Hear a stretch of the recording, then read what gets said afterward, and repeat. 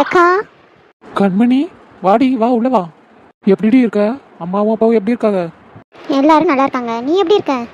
ஒரு ஃபோன் கூட நீ பண்ண மாட்டேங்கிற பத்தியா? அப்பா அம்மா வீட்டில் இருக்கையில நான் எப்படி உனக்கு ஃபோன் பண்ணுறது? காலேஜுக்கு ஃபோன் எடுத்துகிட்டு போக முடியாது.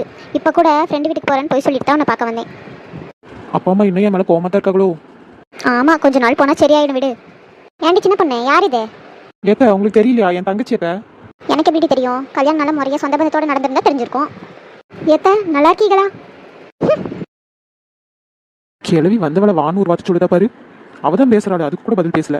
சரியான கொழுப்பு இருக்குது இந்த மாமியா கிழவிக்கு. இரு கண்மணி, உனக்கு காஃபி போட்டு எடுத்துட்டு வரேன். அதெல்லாம் ஒன்றும் வேணாம்க்கா, நான் வீட்டுக்கு சீக்கிரம் போகணும். இரு, ஒரு 5 நிமிஷம். முத வீட்டுக்கு வந்திருக்க, எதுவும் சாப்பிடாமலா போவ? ஏன்டி சின்ன பொண்ணு, பால் எங்கே இருக்குது? நீ காஃபி போட்டு தரேன்னு சொல்கிறா? ஏத்த ஃப்ரிட்ஜில் பால் தான் இருக்குமே. அதெல்லாம் ஒன்றும் இல்லை, நான் அப்பயே அதை தயிர் போட்டு வச்சுப்பேன். சரி இரு கண்மணி, நான் உனக்கு ஏதாவது ஜூஸ் ஆகுது போட்டு எடுத்துட்டு வரேன். ஜூஸுக்கு பழம் எங்கே இருக்கீங்க? என் மவன் நான் மட்டும் சம்பாதிக்கிறான் பழமா வாங்கி கொட்டுறதுக்கு.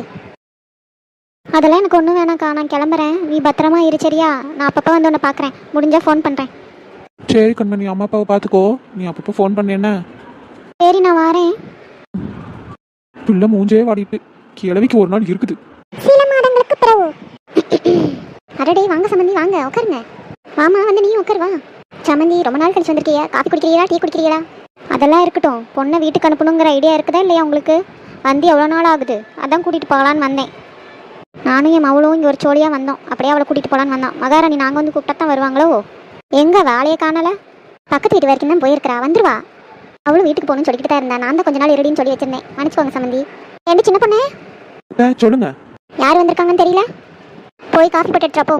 எத்த பால் எங்க இருக்குது? பால் தான் நான் காலையிலேயே பூனைக்கு ஊற்றிட்டேனே. பூனைக்கு ஊத்திட்டியா? சரி போய் ஜூஸ் ஏதாவது போட்டு எடுத்துறா போ. ஜூஸ் போடுறதுக்கு பழம் வேணும்ல. பழம்லாம் வாங்குறதுக்கு உங்க பையனுக்கு ஏதத்த வசதி?